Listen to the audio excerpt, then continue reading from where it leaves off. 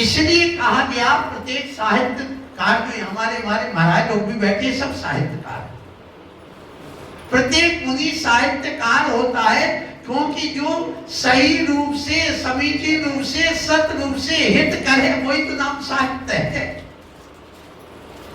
तो जो साहित्य होता है, यह साहित्य हमारे जीवन में एक आध्यात्मिक प्रेरणा देता है और ये जीवन में कुछ करने के लिए कहता है कि तुम करो। साहित्य पढ़ने वाला ही साहित्य लिख पाता है। साहित्य एक प्रकार का नहीं होता, साहित्य अनेक प्रकार का है।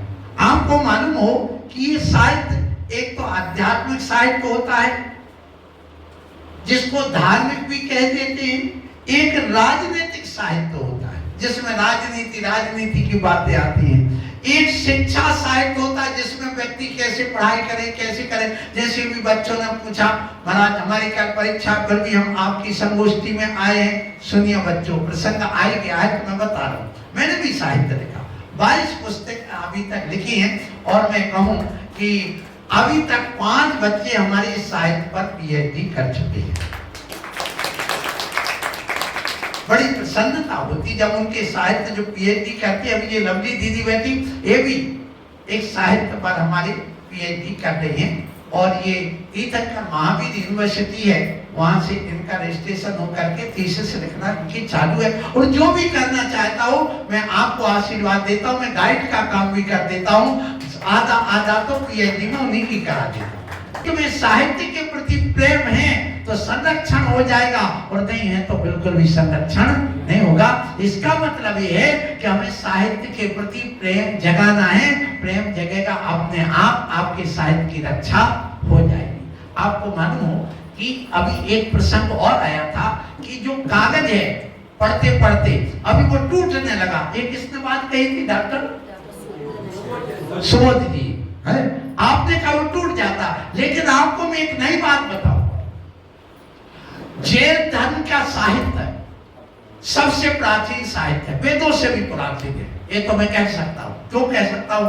मुझे ये बताइए, वेदों के लिखे हुए ताड़पत्री के ग्रंथ लाइए मुझे, कौन से?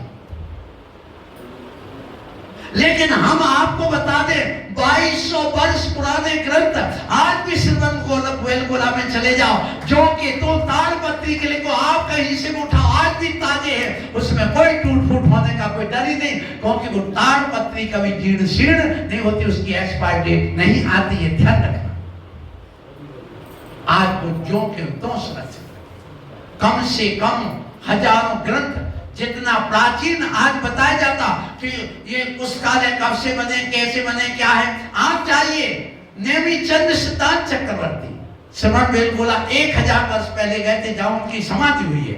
उस समय उन्होंने सबसे बड़ा पुस्तकालय वहां श्रवण बेलगोला में खोला था, लेकिन हमें पता ही नहीं कि कौन ने कहा। उसके पहले और देखिए कुंद स्वामी ने 84 ग्रंथ लिखे थे और उन ग्रंथों की रचना करने के बाद जगह जगह मंदिरों में स्थापित किए गए। जैन दर्शन की विशेषता है, जहां भी मंदिर बनता है वहां पर 3 चीजें जरूर होती है। एक पुस्तकालय, ग्रंथालय, जिसको स्वाध्याय भवन बोलते हैं। जब भी कभी भी यहाँ पर मंदिर बनाया जाता है, यहाँ मंदिर बनने के पहले ये बाजू में देखिए ग्रंथालय पहले बन चुका है, जहाँ पर कम से कम 2-2,5-3 हजार पुस्तकें पहले से स्थापित कर दी गई हैं। क्योंकि ध्यान रखना, जैन दर्शन में देव शास्त्र और गुरु की पूजा होती है। आज हम जिनवाणी को एक प्रतिमा की तरह पूजते हैं, उसको अर्घ्य चढ़ाते, नमन करते हैं। क्यों करते हैं? इसलिए कि जब तक हमें उसके प्रति आस्था प्रेम नहीं जगेगा तब तक संरक्षण की बात नहीं आएगी। इसलिए हम उसको संरक्षण देने के लिए वहां पर हम अर्घ्य चढ़ाते, उनको नमन करते, उसको पूज्य मानते, प्रतिमा की तरह पूज्य मानते, एक संत की तरह, गुरु की तरह उसको पूज्य मानते हैं। और जब हमारी उसकी पूज्यता आएगी तो हम ऑटोमेटिक उसका कवर चढ़ाते, ऊपर रखते हैं, जमीन में नहीं डालते हैं, इधर उधर नहीं रख सकते, पेड़ के नीचे नहीं पड़ सकता है। और इसलिए आप उसके प्रति पहले आस्था और प्रेम जगाओ। तो ये जो पूज्यता आई है ये जरूरी है। और मैं आपको बताऊं, प्राकृत भाषा और संस्कृत भाषा, कहते वेद संस्कृत में लिखे गए, बिल्कुल मैं मानता हूं संस्कृत में वेद लिखे गए, लेकिन जैन साहित्य हमेशा जो भी आप उठाएं प्राकृत भाषा में लिखा। प्राकृत भाषा में और संस्कृत भाषा में बहुत अंतर है।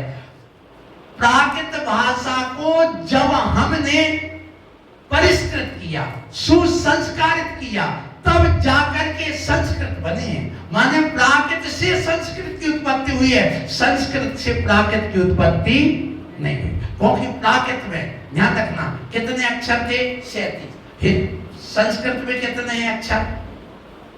52। स्वर कितने हैं यहाँ पर? 16। और जबकि किसमें? प्राकृत में स्वर 14 है, वहां स्वर कम है। तो इसका मतलब ये है स्वर 10 ही है, सॉरी हिंदी उसमें प्राकृत में 10 स्वर है वहां पर। तो ये धीरे धीरे परिष्कृत हुआ।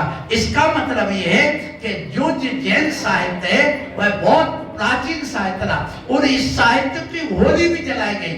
आपको मालूम हो जैन साहित्य की इतनी होली जलाई गई, ये कब जलाई गई, कैसे जलाई गई? 6 महीने तक जलाई गया, क्योंकि इतिहास मिटाना था। और फिर भी आज भी हमारा इतिहास जीवित है और रहेगा, ये निश्चित बात है। वो किसकी वजह से रहेगा? इस ग्रंथ की, साहित्य की वजह से हमारा इतिहास जीवित रहेगा। और जो आदमी है वह बढ़ने के बाद भी अमर होता है जो साहित्य लिख करके जाता है। इसलिए अपने जीवन में एक ग्रंथ जरूर लिख करके जाना मेरा आशीर्वाद। यदि तुम्हें अमर रहना, यदि तुम्हें अपने आप को अमर बना करके जाना, एक ग्रंथ जरूर लिखिए और मौलिक चिंतन लिखिए, नकल नहीं, अपना मौलिक चिंतन। जैसे आपको एक पुस्तक मिली होगी, ये मानवाधिकार और कर्तव्य, इसमें आप देखिए मेरे बहुत सारे मौलिक चिंतन क्या लिख करके जाओ, जिसके कारण से आने वाले समय में लोगों को चिंतन मिल सके। नकल नहीं करना। आचार्य गुरुवर विद्यासागर जी महाराज के पास जब मैंने नमोस्तु करके बिहार का, उनके आशीर्वाद से, यहाँ कड़ा केसरी है, नाम सुना होगा, सागर जिले में है, वहां पंच कल्याण के लिए जाना था। समता सागर जी, क्षमा सागर जी, मैं और स्वभाव सागर जी गए थे। तो मैंने कहा महाराज से महाराज हम प्रवचन की तैयारी कैसे करें, क्या पढ़ें? तो उन्होंने कहा कभी किसी के प्रवचन नहीं पढ़ना, और मैं आज भी किसी के प्रवचन नहीं पढ़ता हूँ। तो क्या पढ़ना महाराज प्रवचन के लिए? बोले जो हमारे आचार्यों ने साहित्य लिखा है उस साहित्य को पढ़िए, और जैसे गाय रात में जुगाली करती है अर्थात बैठ करके मुंह चलाती रहती, ऐसी रात में उस साहित्य को पढ़ने के बाद चिंतन करिए तो तुम्हारे मौलिक चिंतन बना रहेगा। सबसे हट करके तुम्हारा प्रवचन होगा, हट करके तुम्हारी प्रभावना होगी। इसी प्रकार से मैं कहूंगा साहित्य पढ़िए, पढ़ने का निषेध नहीं, लेकिन अपना मौलिक चिंतन भी उसमें प्रो करके रखिए, उसका महत्व अपना बहुत होता है। तो आज प्रसंग तो था कि साहित्य की रक्षा कैसे की जाए, तो मैंने ये कहा साहित्य बहुत प्रकार का होता है। एक आध्यात्मिक साहित्य होता है, एक काव्य साहित्य होता है, एक गद्य साहित्य होता है, एक पद्य साहित्य होता है, एक शिक्षा साहित्य होता है, एक प्रभावशाली साहित्य होता है, एक कथानक वाला साहित्य होता है, एक वैज्ञानिक साहित्य होता है, एक राजनीतिक साहित्य होता है। अनेक प्रकार के साहित्य होते हैं, लेकिन उस साहित्य में हमें कौन सा चूज करना, कौन सा पसंद करना, कौन पढ़ना है? ऐसा साहित्य जो हमें राग, देश, मोह आदि पैदा करता हो, जो विकार पैदा करता हो, हमारे मन में विक्षेप पैदा करता हो, हमारे घर को तोड़ता हो, हमारे घर में नफरत पैदा करता हो, हमारे लिए ईर्ष्या पैदा कराता हो और हमारे अंदर काम वासना पैदा कराता हो, ऐसे साहित्य को अपना साहित्य नहीं मानना, ऐसे साहित्य को नहीं पढ़ना। ऐसा साहित्य पढ़ना जो हमारे मन को शांत करता हो। हमारे भारतीय साहित्य जो आध्यात्मिक साहित्य जो ऋषि मुनियों के द्वारा, संतों के द्वारा लिखा गया, वो साहित्य आध्यात्मिक साहित्य है। वह साहित्य गाय के दूध के समान है। और जो पाश्चात्य साहित्य तुम लोग जो पढ़ रहे हो आजकल, वह दूध तो है लेकिन अकौवा के दूध के समान है, जो कि हमारे मन को भी फाड़ देता है और हमारे मन को विकार पैदा कर देता है। इसलिए वो साहित्य नहीं, साहित्य हो कौन सा? जो अध्यात्म से जुड़ा हो, जो हमारे अंदर समाज सेवा की भावना पैदा करता हो, जो हमारे अंदर परिणामों को उज्जवल करता हो, जो हमारे अंदर दया पैदा करता हो, जो हमारे अंदर मैत्री पैदा करता हो, जो आस्था पैदा करता हो, ऐसे साहित्य को हमें पढ़ना चाहिए और ऐसे ही साहित्य को हमें अपने जीवन का मूल्य समझ करके और साहित्य का मूल्य समझ करके अपने आप को मूल्यवान बनाना चाहिए। 5:30 बज चुके हैं, इसलिए मैं आप लोगों से कहूंगा, आपको अपने यह जो साहित्य है हमें स्वयं मूल्यवान बनाता है और आप लोग अपने जीवन को मूल्यवान बनाएं, महान बनाएं। यदि साहित्य नहीं पढ़ोगे तो कभी महान नहीं बन पाओगे।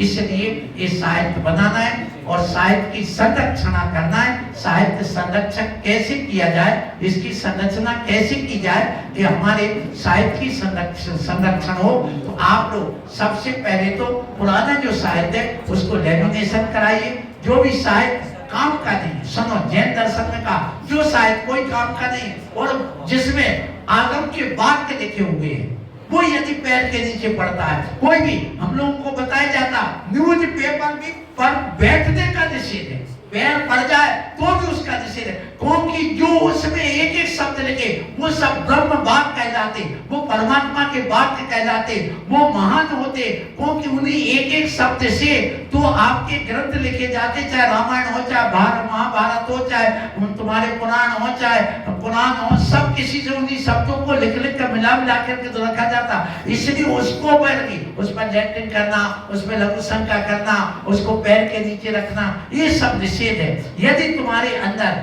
ऐसा विचार आ जाए कि नहीं मुझे पेपर पे नहीं बैठना, तो समझ लेना तुम्हारी बुद्धि का विकास होगा। और तुम यदि उस पेपर का साहित्य हो गया तो आप उस साहित्य को इकट्ठा करिए। आप पेपर है जो बहुत सारे इकट्ठे हो गए, उसको रिसाइकलिंग के लिए इकट्ठा करके दे दो, जो पुनः जा करके कागज बंद करके आए, लेकिन उसको जला करके यहाँ वहां फेंक करके उसको सड़ा करके मत फेंको, रोड पर मत फेंको, उससे अनादर होता है और अनादर कर रहे हो माने आप उस साहित्य का संरक्षण नहीं कर रहे हो। इसलिए साहित्य के संरक्षण की बात आ रही है।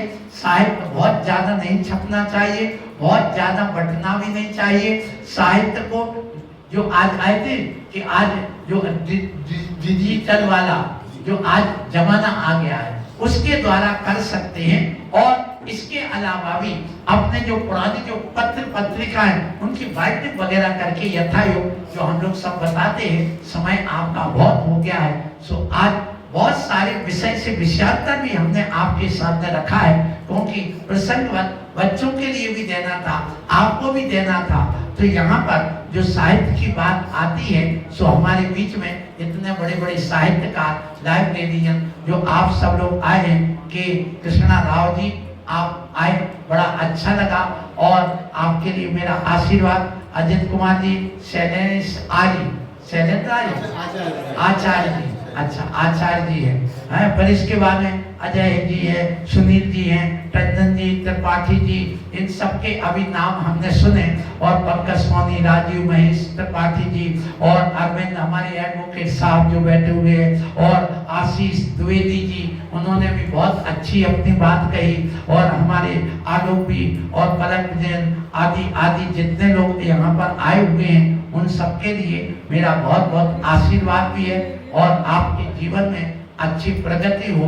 आप इसी प्रकार से जब भी कभी बुलाए तो और आते रहना। और यहाँ पर जो हमारे पवन भाई है एक, जिन्होंने इतना श्रम करके इस क्षेत्र को इतनी ऊंचाई तक ले गए हैं। वैसे भी ऊंचाई पर तो था ये स्थान और ऊंचाई पर अब चला गया है। ये भारत का एक पर्यटक स्थान बने, एक ऐसा स्थान बने जहाँ पर लोग आकर के एक देखें कि सागर में देखने लायक वस्तु और क्या है, कौन सा स्थान है जहाँ अपन चलते बाहर के लोग आए वो जाने कि सागर में भी कोई स्थान है। तो ये स्थान वैसा ही है। और इस स्थान पर हम लोगों को हमेशा हवा मिलती, तो ऐसी शुद्ध हवा, तूफान चलता है यहाँ, जो साए साए आवाज होती है वो यदि तुम्हें सुनना हो तो तपोवन में आ जाओ, हमारे कमरे में बैठ जाओ। कैसी साए साए आवाज आती है, ये टीन शेड उड़ जाती, इतनी तेज हवा यहाँ चलती है। और यहाँ पर हमेशा शिखर की याद आती है। और पद्म भगवान का ये चमत्कार तो है, यहाँ बहुत सारे चमत्कार में एक चमत्कार ये है कि ये जो पद्म भगवान की प्रतिमा, इस पर कभी पक्षी नहीं बैठता, कभी पक्षी भीत नहीं करता। दूसरी, इस प्रतिमा की कभी छाया नहीं पड़ती, जो परछाई अपन बोलते, इस प्रतिमा की कभी परछाई नहीं पड़ती। कितना भी पानी गिर गया आज तक कभी ये प्रतिमा पूरी गीली नहीं हुई आज तक। पता नहीं उसके साथ क्या है। हम तो यहाँ चातुर्मास कर चुके, हमें कभी प्रतिमा आज तक पूरी कीजिए नहीं मिली। और इसके अलावा यहाँ जो भी आया है उसकी सब मनोकामना हमेशा पूर्ण हुई है, स्वस्थ हुए। इसलिए आप लोग भी यहाँ आए, पूर्ण स्वस्थ होंगे, आपकी भी मनोकामना पूरी होगी। आपको भी अच्छा, जब कभी भी बुरा लगे अपने घर में तो आप यहाँ आ जाना, टहल जाना थोड़े और चले जाना। रविवार को एक बाबा जी आते यहाँ पर शरद वैद्य करके, आपको जोड़ों में दर्द, कमर में दर्द, मुझे स्वयं यहाँ बहुत दर्द था सुबह, तो मैंने कहा डॉक्टर साहब दर्द हो रहा, उन्होंने लिया यूं पदम का नाम लिया, यूं खींच दिया, ठीक हो गया, मैं स्वस्थ हो गया। तो मतलब ये है उनको ये पदम भगवान की सिद्धि है। आप लोग भी इस सब का लाभ लें और अपने जीवन का संरक्षण करें। जीवन का संरक्षण साहित्य से होगा, हमारे विचार का संरक्षण साहित्य से होगा। यदि हम साहित्य का संरक्षण करेंगे तो साहित्य हमारा संरक्षण करेगा, हमारे जीवन का, हमारी आत्मा का संरक्षण करेगा। ऐसा सोच करके आप बोलो महावीर भगवान।